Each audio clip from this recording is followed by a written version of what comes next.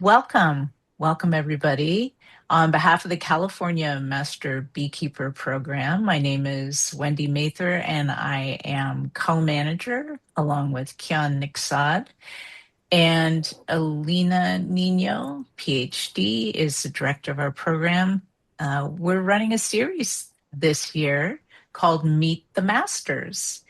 And it's basically about mastery not being a destination, but truly it's a practice and it looks different for everyone. So this evening, we have invited one of our California Master Beekeeper capstone beekeepers, Mark Carlson, to share his story, his journey to mastery, which I'm sure you're still on the journey, Mark, because we're always learning as beekeepers. That's one of the cool things about keeping bees, right? Always something to learn. So, Mark, welcome. Thank you for your time. And thanks for sharing your story. So please share your screen if you've got a presentation, you want to show us some pictures. We're excited to hear what you have to say. Thank you. Hey, hey, Wendy, thanks so much. And I'll just keep you on your mic just to confirm that you're seeing what I'm seeing. Yeah, thank you. Great. Again, Are I echo the. I'm not seeing. Okay, Sorry. good, good, good, good. Yeah. Glad I. Let's go back. And And I'd love some folks in the gallery too to there we go. Yes. Thank you, Mark. you keep talking to me, Wendy. I don't see you, but I like to hear you. Is that okay? Yeah. Oh, there you are. Oh, Good I hope stuff. Yeah, you can it's see me. perfect. Yeah, it's Okay. good. Thank you, sir. Yeah, the journey, right? Not the destination. Yes, indeed. Um, I also am glad a handful of people came out and are watching it live. That's great to see, and I'm really glad to be here. I'm really grateful to be here, and I also appreciate Wendy you saying how we can have a bit of a chat afterwards. And so I don't have a terribly long slide deck, but I do look forward to hearing some folks' reactions, and I'll probably get stuck on a few things, even just the comments that came up before we started recording. So I'm going to hit on those notes when I get to them. So again, my name's Mark, and just a quick overview. I'm going to go through some of my background.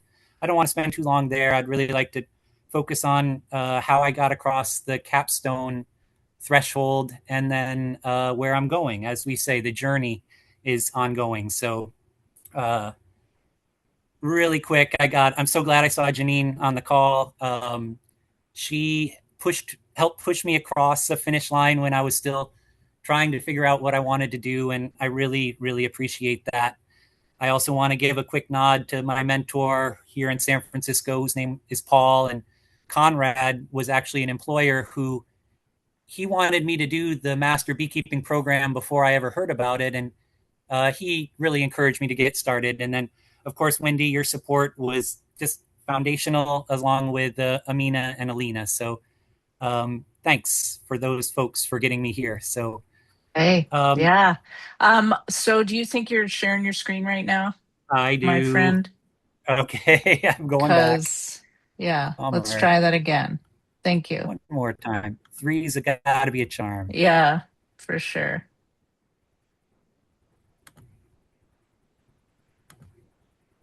There we go. Oh, Oops. No, I think I almost. just clicked to stop sharing. Okay. Four is a charm. Yeah, and I'm persistent about this because I have had a bit of a sneak peek, and Mark packs his slide presentations with lots of really cool pictures. So that's why I'm insistent that he's sharing. So what I'm seeing now is your view Okay. with, yeah, so just go into presentation mode and yeah, boom. You're good? Perfect. Awesome. Yes, Okay. yeah. Are we good, That people? Can I see a thumbs up in the gallery if everybody can see this clearly? I appreciate it. Thanks for the feedback. All right, Mark, back to you. awesome. Thank you. Great. That photo was taken in San Francisco. I do quite a bit of work with a farm that has a really fun Chinese New Year, and so good photo and a good buddy there. And actually, Janine, you might recognize the hoodie that I'm wearing. That's a Humboldt Beekeeping Association hoodie. I'm proud to show those colors. And before I keep going, Wendy, just one more quick verbal confirmation. You're seeing the screen. Yeah, love those Awesome. ants and those the Good. kids. That looks like a lot of fun. Yeah, I started out. I have always had a really strong inkling toward environmental science, and I got involved in ant ecology before I started handling bees.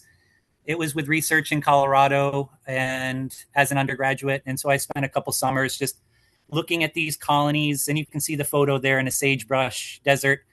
Um, and it was really fun. And I also got to work a lot with kids to do an environmental education program. And a lot of that is all kind of just hopefully segueing and building up into the story that a lot of these things still kind of resonate with where I am today. Um, Another big cornerstone was doing the Peace Corps in El Salvador. They threw me into the deep end of the pool as all volunteers in Peace Corps get thrown into.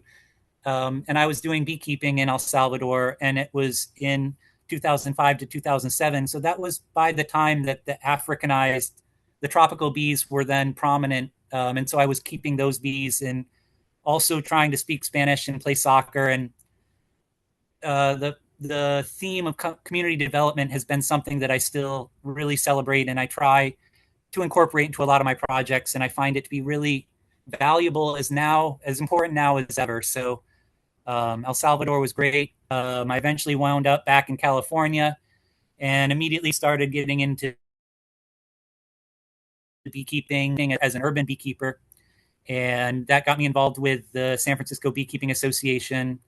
And I really like the photo here of just what we were right in downtown in the Tenderloin, in the heart of the city, on top of a roof. And that was kind of my introduction to San Francisco bees. And I don't do that urban center of beekeeping anymore, but I still really reflect on that and enjoy that as being an important part of where I've come from. And so that was a lot of fun at Glide Memorial Church, if anybody knows San Francisco.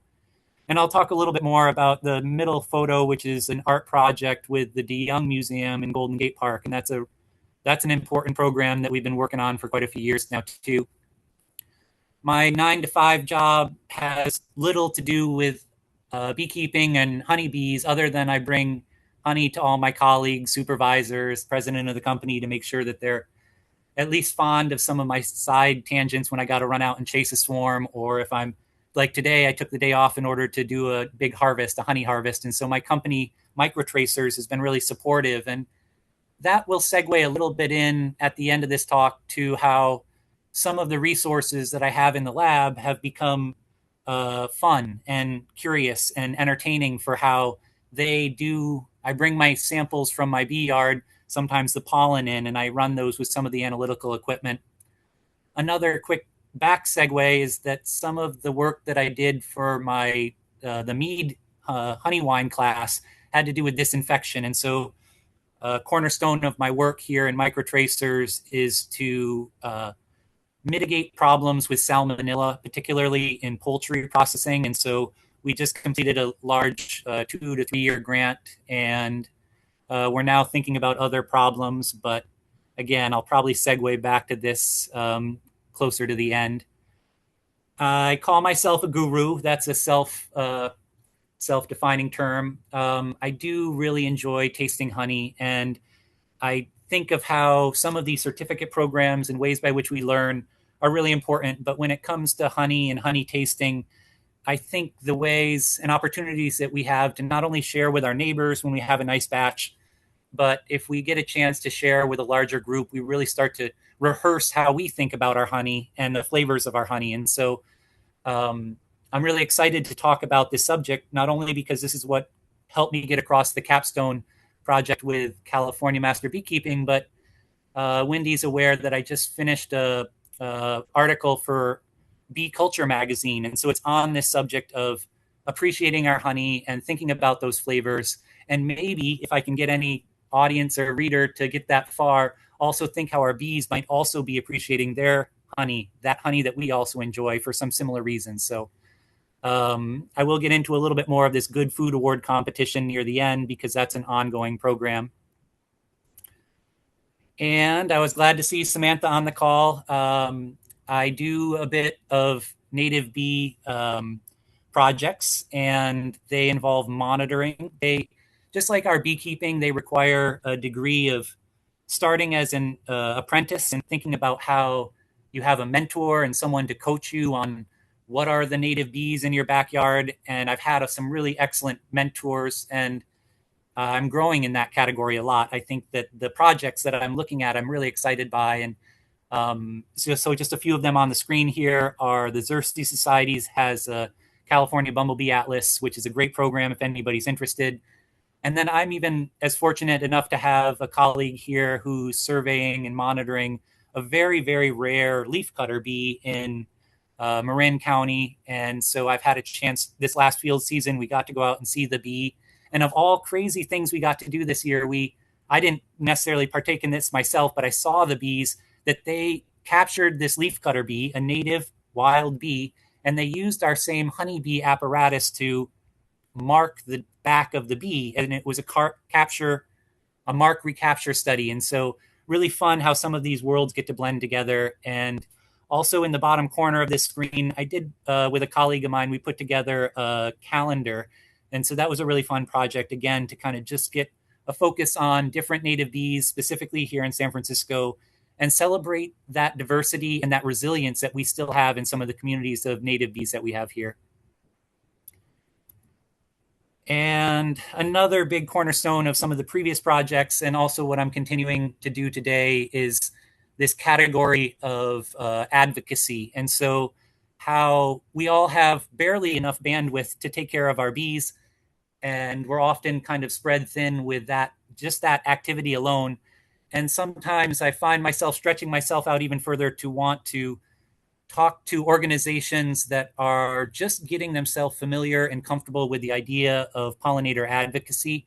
And so that in San Francisco really involves urban agriculture. And so there are specific programs, both allocated by the federal government down to the regional, down to the city, different programs that are excited to try and incorporate all forms of urban agriculture into their lobbying efforts, into their allocation of resources, into their regulatory standings. And so I've had a chance to meet and spend time with some of the people that are at that interface. And I don't know how often I can encourage it. It really takes the right opportunity and the right team to get involved with. But I do think this is a really important aspect of some of the work that I've done and I'm continuing to do.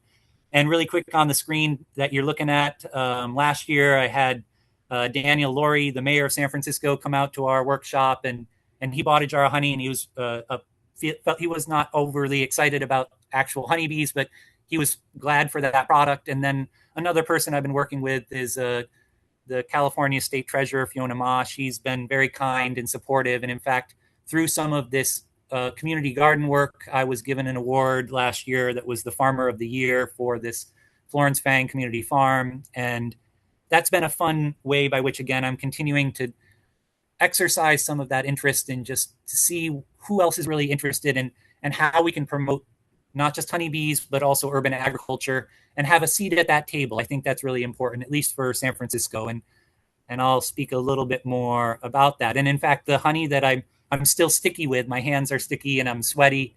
Lindsay Wilson, who I'll mention at the end, she and I harvested probably about 10 gallons from our farm at Florence Fang. And it's beautiful, delicious, delicate honey that we got to harvest. So a strong program and a fun cornerstone of kind of where I've come from. So that's pause on the first section. And I just want to stop and pick up where I got through my master capstone. And so I started the California Master Beekeeping program back in 2016, and I didn't have a huge targeted ambition toward what I would do, and it took shape as this mead course. And so at that time, there was a lot of momentum with the California Master Beekeeping and another program at UC Davis called the Honey and Pollination Center, mostly led by a woman named Amina Harris. And so I got really up to my elbows in that, and I really loved it. And so I started presenting on how to make mead, home brewing, just back in your garage, home brewing. And that had a lot of momentum, or had enough momentum for me to teach the class a couple years. And that was so if you're looking at this chart on the screen right now, you can see the arrows right on the top of the screen, right below the calendar dates, were the mead courses that I then used in my capstone defense to argue how I was really happy how that had a good accomplishment that came along with it. And throughout that, there have only been multiple other programs that have picked up speed since then. So I'm just going to keep right on cruising. Here's a quick overview of this mead class. And again, I have had a run for about 5 years, and it evolved in this last 2026 that I'll mention. And in general, I had a couple fascinating speakers, and they were all passionate about the mead that they were brewing, and they got to share with their own personal experiences. It was more of an interview style. Some presented, but most of them I enjoyed just asking questions of. And I've taught that same class in other arenas as well. I'm glad again that Janine is on the call. She invited me up, and I gave a mead talk in 2022. I've given a mead talk in San Francisco in 2023. And the photo at the top is our barbecue, our holiday barbecue last year, where we had a home brew that was exceptional, and we got to serve that to a large group as well. So a lot of fun, and I'm definitely here at the end of the talk to kind of chat more if anybody on the call is particularly interested in mead, because that really was the cornerstone of what helped me accomplish the capstone and become a master beekeeper. And this is kind of more reminiscent. So the Honey and Pollination Center is no longer in operation, but Amina's operation has evolved into a commercial enterprise with a group there at the top called The Hive. And I still work a bit with her and her daughter, Shoshana, on different projects. But it was really foundational for me. The lessons I took from those trainings are, just they're essential to how I feel about how I look forward to talking to other people, and how I brew, and how I celebrate not just my own honey, but other people's honey. It's also how I coach some of the judges when I do honey evaluation. And so on the screen, you can see just a handful of different projects that Amina led. And the one on the far is the Woodland Honey Festival, which I got to attend this year. And there used to be a time where Amina would serve honey in this wheel, and it was really chaos. I thought of it like riding the bull. And so she had me do that just once, and I will never forget that experience of serving. We can all talk about how many times we've served multiple people, and that was hundreds, if not thousands, of people that were served honey in a short amount of time, and really quite, again, a foundational experience that really has built a lot of my appreciation in honey and the culinary side of honey and mead. So the third chapter, which again, I'm kind of cruising. I mean, to go too fast, I'll probably slow down a little bit and do a little bit nostalgic reminiscence for y'all, is kind of where things are going. And I really appreciate, Wendy, your introduction to say how the capstone is definitely a destination by definition, but there's so much about how you're building yourself and your own experiences, and those don't end at the end of the capstone. And so I can look back at when I presented my capstone, what were some of the goals that I was pursuant of at that time.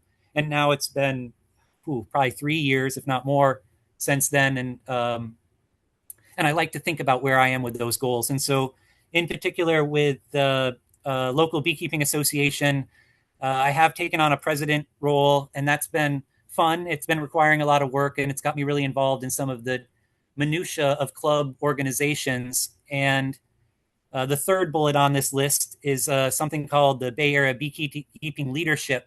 And through my role as a president of the SFBA, San Francisco Beekeeping Association, I've been able to network with almost all of the Bay Area bee associations, and that has been an absolute pleasure. We have a call coming up later this week on Thursday, and I have a slide that I'm going to dedicate a little bit more time to this subject. But the leadership in my local club has segued into more opportunities, and I'm really enjoying some of those connections that I'm getting to make. I will be speaking a little bit more about this Good Food Award competition, in particular because I'm so grateful for Alina and Keon being able to not just participate, but really support and help that program this year, last year. And so I'm really grateful that that has momentum, and also some of the organizational overlap. I think of them like different we're orbiting, like we're planets, orbiting around different solar systems, and so that system has kind of built some steam. But I'm really glad when it has a little bit more interaction with other just programs that have similar interests in it. And I will be speaking a bit about some academic research that we did get published through the USDA, through UC Davis, that was really exciting. That all segued after the California Master Beekeeping capstone, and I'm really, really grateful for that opportunity, and I'll speak just a bit about that. And then I want to end on two topics. One of them is pollen monitoring. That's been something that Janine and Wendy both remember when I thought I would do a capstone on pollen analysis, and I didn't do it on that subject, but that has still been a burning question that I haven't been able to set down. And so there has been some recent headway, and I'm looking forward to sharing some updates.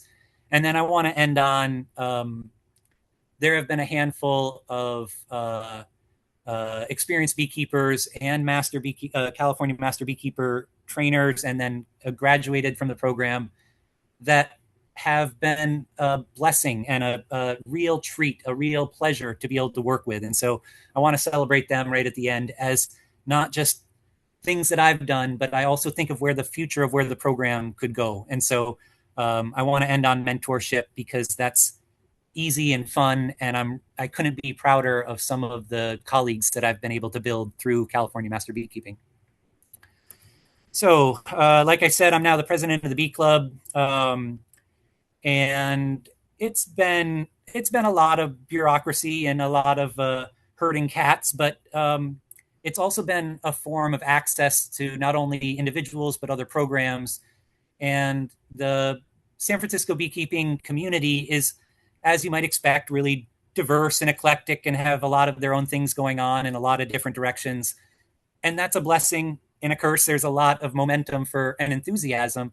And so it's kind of fun to just try and keep that train on the tracks. And that's involved collaborating with some of the big museums here in San Francisco, with the organizational overlap between the Bee Club and, for example, the DeYoung Museum has been a great partnership program.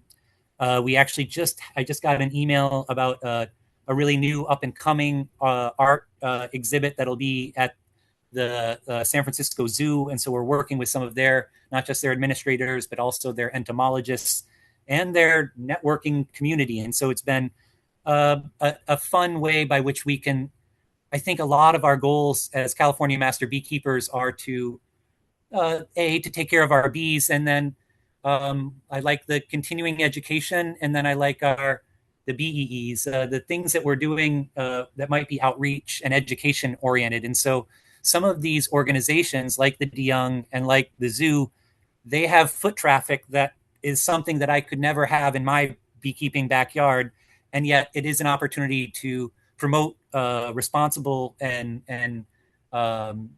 responsible beekeeping in the city, and also celebrate our pollinators. And so I'm really grateful for that. And on the screen also, I don't know how easy it is for people to see, there's one small box at the top, and it's a KQED, which is our local NPR radio station. We got asked to do an interview about Catherine mentioned her thoughts on early warm temperatures this year. And so the article, which you can look up, this KQED, if you look up Bay Area swarming KQED, you'll read the article. And I think it's well written. It balances some of the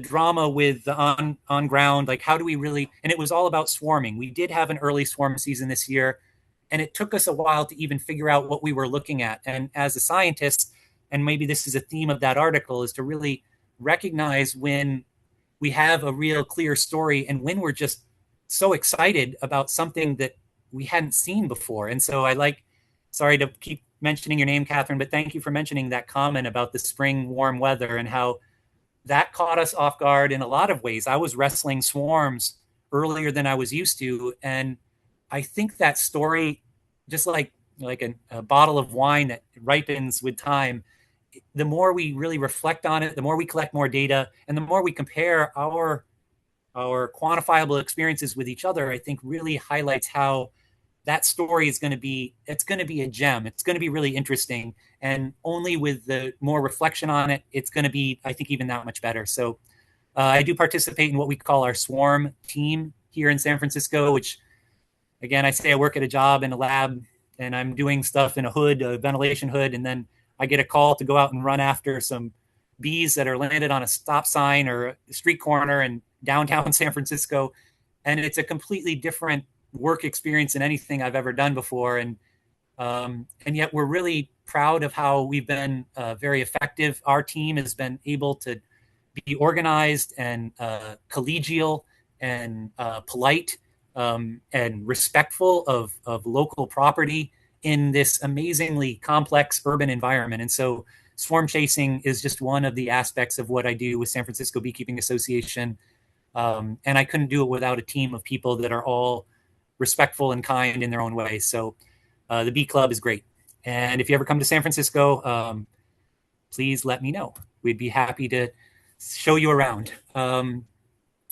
Pivoting more to the culinary side of things, I mentioned this name called Good Food Awards, and that might not be something that most of you have heard about, but I am really glad that, especially Wendy, you're on the call today. You're in the photo here, as Wendy wasn't one of the judges last year. She was a proctor. And so the way the competition works is we invite judges from all over California, all over San Francisco. And if we can get judges from far away, we love to have experienced folks that have an established palate with honey tasting. And then we throw them in together with people that are not established palates. We have journalists, we have professional chefs and bakers, and they come and we put them side by side with a professional honey taster. And then they all get equal standing on how they evaluate a blind honey that we get shipped from all across the continental US and Hawaii. And so we have these really interesting, unique honeys that we assemble here in San Francisco through this organization, again, called the Good Food Awards or the Good Food Foundation. And that program has just been, the organizers of it have been kind. And I've been doing it now for maybe upwards of 10 years. And so, yeah, I'm really glad. And maybe at the end, I'll give Wendy a chance to kind of speak her recollection of it, and I'll also ask if she'll come back again next year or this year even. So that was a real fun pleasure. And also on the screen here, I do have Shoshana is in the photo sitting beside Wendy. And then two other master beekeepers I have on the screen are Lindsay Wilson and Kara Ching, who have been excellent. Also, the vice president of the Bee Club is in the photo. You can't see her well, is Laura. And so I've got a really great team of people that I love to invite to participate in that too. I'll probably also incorporate one other person. And again, it's just the name plug is Gerhard Eschelbeck, who's in Santa Clara, and he's been on my short list of expert honey tasters. And so should there be anybody on this call or watching this video that wants to follow up with me, don't be shy. It's a really fun program. And it really gets, at least has really been a great opportunity for me to gain a lot of confidence and a lot of experience with the idea of honey evaluation, and in particular, blind honey evaluation. So keep that in mind, and definitely put questions in the chat or save them till the end if you're interested in that.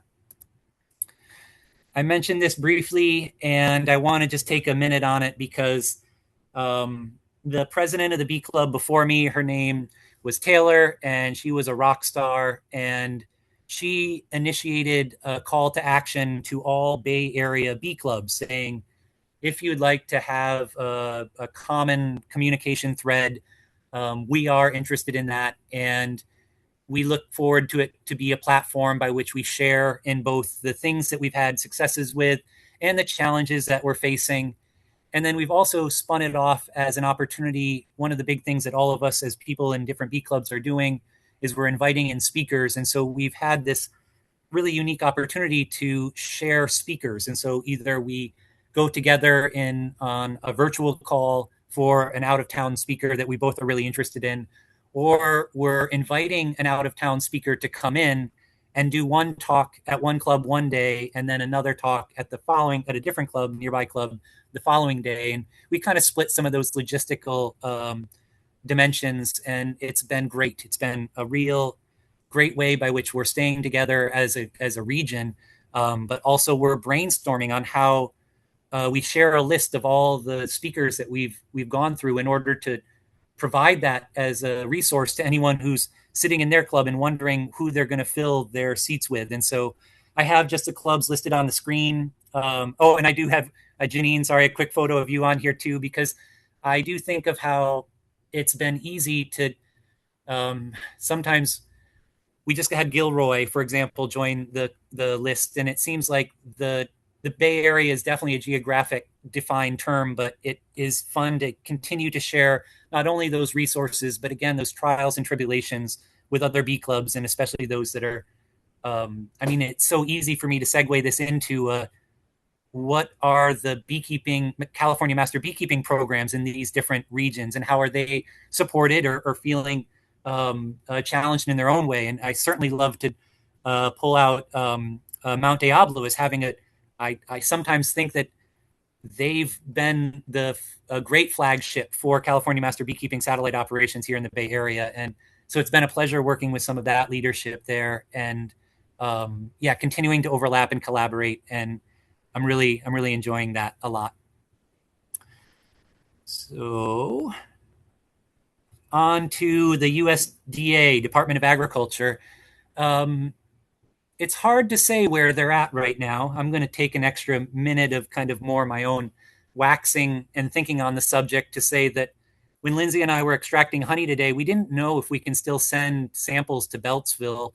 We know that that program, USDA Agricultural Research Service in Beltsville, has been immensely helpful to beekeepers across this country. And it's immensely disappointing to hear how that program has struggled in the last year. And so maybe I'll have a question to this group, and maybe there's an easy answer to it if and when there's any appetite. Or maybe what I'd really love to do is hear if this conversation came up in Anaheim at the veterinarian a veterinarian event. Because anyway, side tangent, I'm really excited to hear and support USDA Agricultural Research Service. And in fact, I took an 8-month I was employed by them for 8 months in Davis, and it was an awesome experience because I didn't have access to pollination service hives here in San Francisco.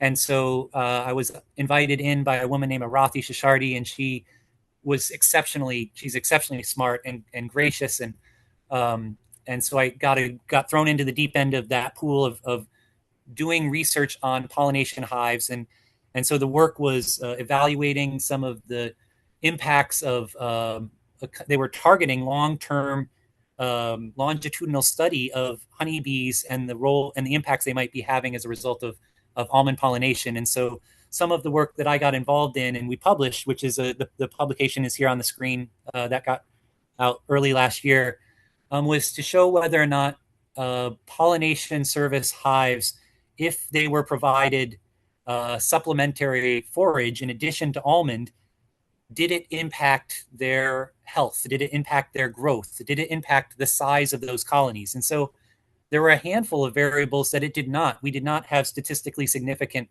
results in, but we did have one or two that did show that when honeybees in a treatment experimental design had access to supplementary mustard forage, which was provided. I don't have the name of that organization, but that was Project Apis M. Pam provided a seed set of mustard forage, and so that was planted, and we did see actually an impact on honeybee hives when they had access. They were larger. They were Not only were we able to measure a larger number of adult bees in the colony, but also we were measuring the weight. And so two variables that we did measure of significance. And if you're interested, save your questions. I'd love to take them. And since this is a video recording, feel free to go and look up that publication. It's free to download, and I'd love to hear about anybody who gets all the way through it. I think it's a great read up. And I'm still continuing to collaborate. I saw Arathi I went up to a conference in Pullman, Washington. It was great. And so I got to chat with her. I'm still chatting with another co-author on that, the lead author, Chris Mayak. I just wrote to him the other day, and I'm really glad that I get to keep conversations and communication with them alive. And that segues into just a couple more topics here, but this idea of pollen monitoring. I did attend and present at a conference in Pullman, Washington, and that logo is right on the top of the screen called Colony Loss, COLOSS, and it's an international organization. And then the logo right beside it, which looks kind of like a weird jungle cat, is Washington State University in Pullman. And so a professor there who's leading their honeybee research program, one of their honeybee research programs, her name is Priya Chakrabarty, and she's been working with California Master Beekeepers for a while. And she's really interested in a project that is a national pollen atlas. And I couldn't be more excited that she's leading that charge. When she presented on the subject, she showed a map of all the different participants, and there's a few in California, but just one in San Francisco. And so I'm really proud that our pollen is being incorporated into that project. She's doing a lot of work with nutritional analysis, and so looking at the protein to lipid ratios. My interest is a little bit tangential. It has to do with evaluating. I really love melissopalanology, which is looking at the pollen grains, and I have a great microscope here in my lab. But I'm also really interested in this other chemical evaluation of pollen and looking at these aromatic compounds and their active volatile species. And they have a really fantastic role in the flavor of our honey, in the flavor and aroma of the pollen, and then also in the immune response of bees. And so some of these molecules, these smelly molecules, actually are known to be antibacterial, antifungal, anti-inflammatory. Some of them that are often tied up into propolis are anti-carcinogenic. They're just a list of these amazing compounds. And so I mentioned Bee Culture as a magazine that I was graciously, the editor asked if I would write up my presentation from that conference. And so that now is just in its final stages. So stay tuned, keep your eye open, and don't be shy to sniff your pollen. Go ahead and sample it. And if you're interested in sending it to Washington State, I think it's a great project. So that said, I did present at the Honeybee Veterinarian Consortium. I think that was 2023 on this subject as well. And I'm just about done. With that said, the work with pollen analysis and thinking about these aromatic compounds, that's been a fun kind of riddle for me. And it started even before the Capstone project and continues today. But I want to talk about one of my colleagues, Lindsay Wilson, as being just awesome. She's a badass veterinarian. She's very capable in her own technical and professional skill set. And then she branches into honeybees. And I think sky's the limit for her. And so how she's been networking not only with her skills as a pathologist, looking at diseases of honeybees, but also integrating and networking with other veterinarians, not only just in California, but in the East Coast, in Michigan. And anybody on this call, and I think of anybody in general who's either still looking or trying to find veterinarians in their inner circles, in their region, or in their local cities or locations, it is quite a blessing. As in, if you haven't had one or had the pleasure, I do know a handful of other beekeepers, both in SF and up in Janine is a good example of having just a few colleagues that they've learned to have that person as not only as Lindsay Wilson being an amazing beekeeper in her own right, she brings so much into my beekeeping and into our ability as as a club, San Francisco Beekeeping Association. And what program in particular I'm really want to highlight is something called our biosecurity program, and that involves anybody, just like our swarm patrol. If we're going to support our community and it is a foul brood issue, we like to bring in heavy hitters that are ready to tackle the problem and isolate and control the problem.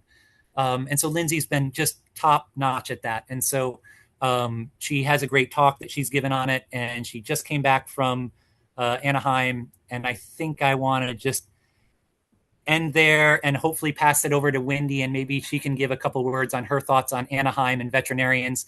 And before I go, though, I will have a quick celebration of a photo here. This is the photo with Lindsay and the yellow hat. She's surrounded by a group of about probably like 15 10-year-old boys. And so we weren't invited to give a talk to a group of these boys, but we happened to be there. And I get up and I do a little bit of a song and dance about bees, and they were mildly impressed. But then Lindsay came up with a drone in her hand, and they just mobbed her. Like, they all surrounded her, so much so that you couldn't even see Lindsay. And they all just were entranced. And I couldn't be happier with that type of colleague and what she does, not only for young people and their enthusiasm for bees, but then also highly technical, skilled veterinarians and how they're getting into beekeeping. So mentorship, I think it's a cornerstone of what camp does. And I hope you all are finding some great opportunities in that too. And that's me. So, and that's Janine and Wendy and I up in Humboldt. That was just last year. And I'm going to take myself off of screen share to say thanks, everybody. Thank you, Mark. Yeah, just exit out of that. We're good. Thank you so much. You covered probably every single capstone track that we've got listed, for goodness sakes. And once you're in it and once you have that passion, like, I see your enthusiasm. It's all about bees, and not only about bees, but also the community in which you're doing whatever type of bees and beekeeping you're engaged with, right? Education and outreach. You're doing pollinator gardens. You had the good fortune, like you said, of doing some science-based research at the lab, for goodness sakes, right? And teaching as well, on behalf of the California Master Beekeeper program. That mead sanitation class that you teach it's important. Yeah, it's really good stuff. That and all kinds of other things, the community service. And thanks for mentioning the bees as well as the Cs, the beneficial educational experiences, and of course, our continuing ed credits, right? Uh, you're writing the articles now for us to read for our CEs, which is also pretty cool. I thank you for your service. The Good Food Awards, if any of you are in proximity to San Fran, it's second Monday or third Monday in October. I can't remember. Not off the Such top a of my head, but I can get that down. fun time. I want to go to that next one. Yes, just Google it. Just Google it. If you can get there, try. I didn't know what I was in for, and that's why I wanted to do the Proctor thing. But boy, was I ever able to bring home lots of yummy stuff. And then I was able to engage in a coffee trial for the next 2 weeks and sample that. So it's just, yeah, it's a taste palooza, really, at the end of the day. It was really fun. Just again, I'm going to thank you for just being immersed in communities and connecting the communities. Is the other thing that I saw. How was it San Francisco Bee Club who reached out first and just said, hey, let's collaborate and bring speakers? Yes. Wow. What a phenomenal idea. And I also really appreciate your it was a couple of sentences about how you show up for any beekeeper in San Francisco who has any trouble with AFB, So, and you show up in a way that is unique. And I'm not sure if you want to share how your club does that. I'll leave that Sure. to your discretion because I would appreciate it if you would. Thank you. Yeah. So we call it, just like we have this thing called the swarm team, we have a subcategory called our biosecurity team.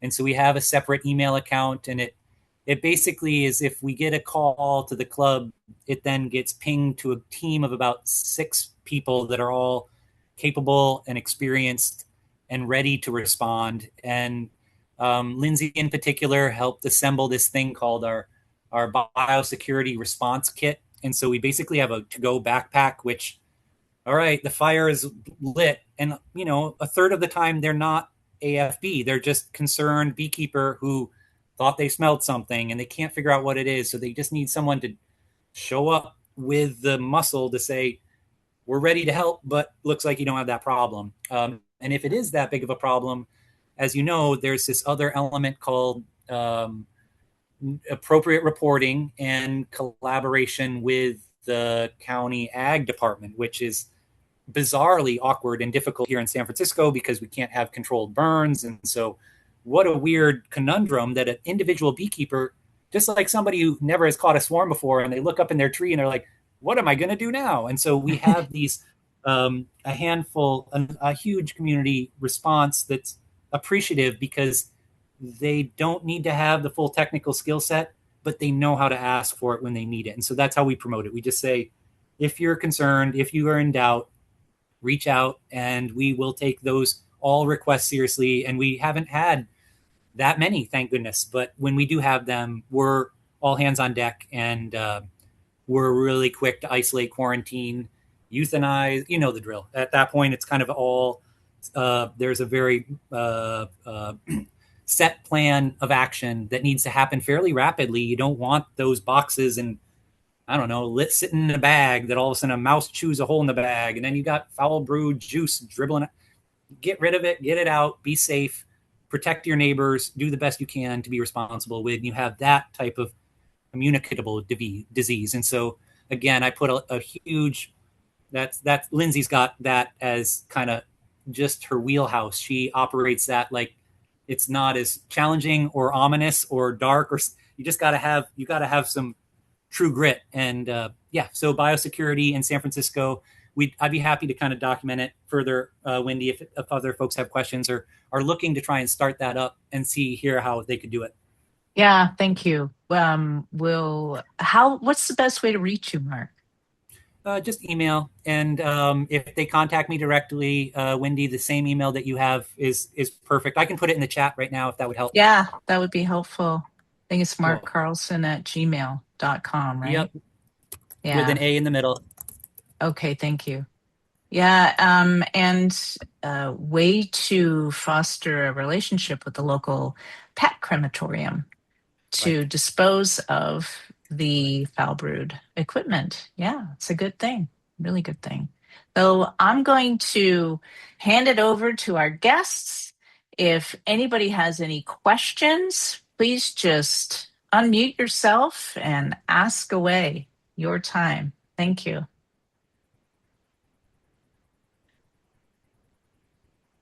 I could take Bonnie's question in the chat. Yeah. So in particular, she asked, what about, why aren't, so what a great question. And maybe this is true of the swarm patrol as well. Like how do you promote people to report? That's tricky. People are afraid. New beekeepers don't know what they have. They're confused. And so, San Francisco's pretty geographically small, but incredibly dense. And so I could imagine that a lot of cases don't ever make it. And in fact, some of my first experiences with foul brood, I'll admit, I did not, this is probably 10 plus years ago, I did not go to the county ag commissioner and give them a full write-up. I did send samples to Beltsville, and I did contact Wendy. I contacted California Master Beekeeping. I didn't know who to turn to, and so I looked to Alina to help. I just needed help. And so that's a great benchmark too, is that California Master Beekeeping doesn't back down from scary pathology and diseases either. Like they're the skills that you can learn through the program, but also the continued resources are invaluable if you don't have this thing called a community that we just tell everybody, if you smell something, you got to tell us. Like, please tell us. We want to help you. Or just like if your bees are swarming, let us know how we can help capture them. And so I wonder if a lot of cases of foul brood don't go reported because they either might not, people, we sometimes really worry about that. We worry that there could be infectious material that is hidden in some corner that we don't have our hands on. And so I think that's a lot of public health. Like, how do you get people to want to say there's a problem, even if they're worried? I don't know. There's like some story coming out of the flesh-eating screw fly in Texas, and people don't want to report it because then the USDA can shut down their big dairy or cattle ranch or whatever. And so they'd rather just handle the problem themselves. But that public health professionals know that's not the way that we stop, especially a spreading disease that we don't yet have fully under control. So yeah, Bonnie, great question. And interesting debate. I don't know, other than I hope when you do find them, you're doing the best you can to keep them mitigated, and hopefully you're not having many. Yeah, that would be my hope. I see you, Catherine. Everyone. Yeah. I'm curious, do you know what the rate of American foul brood in California is? You might not know that I live half the year in Berkeley and I live half the year in the Appalachian Mountains in southwestern Virginia. And our latitude is about the same, so our temperatures are very similar. Never get 85 is a hot day for us. Then temperatures in the evening are usually in the 50s and 60s. So our last frost day is May 10th. So it's a little different, but here in my area, if you're going to sell a colony, you have to have it inspected by the state apiarist or their assistants. You got to go with a health certificate. And a lot of times it's hard to get them, especially in the very early part of the season, because all these people producing nukes and queens are having their inspections. Our inspector said last year in the whole state of Virginia, we had 4 cases of it, which was really surprising. And he attributed mainly to not only just good surveillance, but replacing 2 frames out of your deeps every year. Yep. That just got rid of the load, because it's not so much, you don't need one spore of American foul brood, it's multiple spores that cause the disease to take off. So do you know how many have been reported in California? Yeah, and I would say Wendy would have probably a better sense of it than I would. We're not getting... Yeah, we don't have access to that information. That's through CDFA. Yeah. So, yeah. And I love that comment about removing 2 deeps a year or some cycling out. Old comb. Yeah. Lindsay came back from Appamundia in Europe, and she said a lot of European beekeepers are replacing a third. Try and cycle out a third. Like, if you remove a third and then you put it in new stuff, then you're constantly you're keeping not just bacterial but viral loads that can be, and pesticides that might be in your wax. And so that mantra, it's odd because it took somebody like Lindsay and Catherine, you telling me, like, I hear it, and then finally it's starting to sink in, and finally it's becoming just habitual that I'm anything I can get rid of, I'd prefer it. And then we're pretty close to a third. We're pretty close to replacing a third every year. And I don't mind it. I think it's pretty responsible. And at least for the quality and the health of our bees, I'm not shy to that justification. I'm even starting to think about the health of the humans that are eating the honey, because I've stopped selling comb honey because of pesticides in the comb. So Thank you, Catherine. My mentor is telling me that he's scraping his frames every 2 years, because even though there's the energy it takes to replace the comb, that he's seeing healthier bees, better brood pattern, better honey production. And so we're just now starting that, where we scraped a third last year, and this winter we'll scrape another third, and we're getting on a rotation. But that's what I'm hearing from my 2 commercial beekeeper mentors here. And so, Bonnie, I'm reading your comment in the chat, and I agree, Catherine, for you to have an inspector come and look at your gear. Oh man, we wish we could have time with an inspector we Yeah. bang on that drum all the time, and we're challenged to have time with, and that's where the Yeah. veterinarians, I think, are filling an interesting niche. And so, but I'm really glad that you mentioned it. I wish it were that way. I really wish we It had. depends on what county you live in, Got it. Got actually. it. Yeah. So I know that Humboldt County has an awesome relationship with their apiary inspector. And it just depends on the county. So it's always good to know them. Mark, I'm going to send you an email after this is finished and just request your information about your biosecurity, the little kit that you run out with, if it's Yep. powdered milk in test tubes or, Yep. or It's all exactly. Yeah, what Lindsay said is that you really, if it's four to five different tests, and we want to have, you can't just have one positive test, one positive. You want to have at least three of the, let's say, five tests, and that's sniff and UV and a string test, and then we used to be using our vertical flow tests, and so we'd like to say that you need to have two to three of those tests be positive before we consider that. I don't know if that makes sense, but we want to have the diversity of different testing equipment. So if you only get one of them testing positive, you want to be more cautious, or you want to be more thoughtful about whether or not you're going full on positive confirmation. Yeah. Thank you. Mark, there's something else in the chat. Yeah, what an interesting, so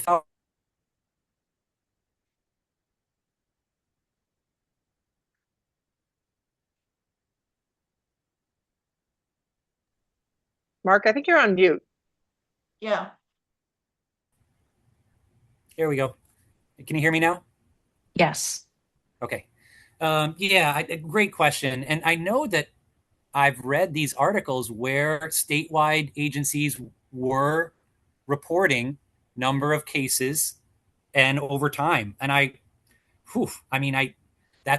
kind of go back to this Beltsville story. Like, sure, it's me crying in my pretzels and just being like, oh, ho hum, life is hard. But there is an incredible value to to keep it, and maybe I'd say just in the sense of public health, if we monitor and we can track and we can have that data be useful for problem solving, I think it's so valuable. And so even just asking, like, how many cases in California, and we all might have some anecdotal experience of where we live, but we don't have very much outside of that, and people are kind of quiet about it. And even if it was just I'm reading Robert's comment about seeing a higher number of cases, specifically in the Mid-Atlantic and the Southeast. And I don't know. I mean, as you just said about maybe Virginia, or sorry, Catherine, you said Carolina, Virginia. And so, like, how Virginia, those different states have different policies, and California is just a behemoth and a challenge, and good luck to them. I hope they continue to do their job the best they can. And I would love it if they tried and got more information out based on the number of cases that should be reported to them. And I'm not shy to telling our membership, our community here in San Francisco, that reporting is an important ethical thing to do. It's embarrassing, but it does satisfy this other goal, which is to allow us to keep track of where and if things are spreading. Yeah, true. Well, we're at the top of the hour, 8:00. That went by very quickly. If anybody would like to stay on and chat more with Mark, you're welcome to. But please join us for our next in the series of Meet the Masters. Just peeking at my calendar here. It will be on, yes, Tuesday, June 22nd. So we'll send a note out like we did again. We'll post on Instagram. Until then, spread the word. Tell folks they can find this in the camp library. You're welcome to share it. And we thank you for coming together as a community. We're pretty well networked. And thanks for your responsible science-based beekeeping as well. We do appreciate you. And it is fun. It's great to get together and just chat and hear each other's stories. So on that note, everyone, be well, and we'll Thanks, see you Wendy. next time. Take care. Thanks all. Thank you. Be well. Bye-bye.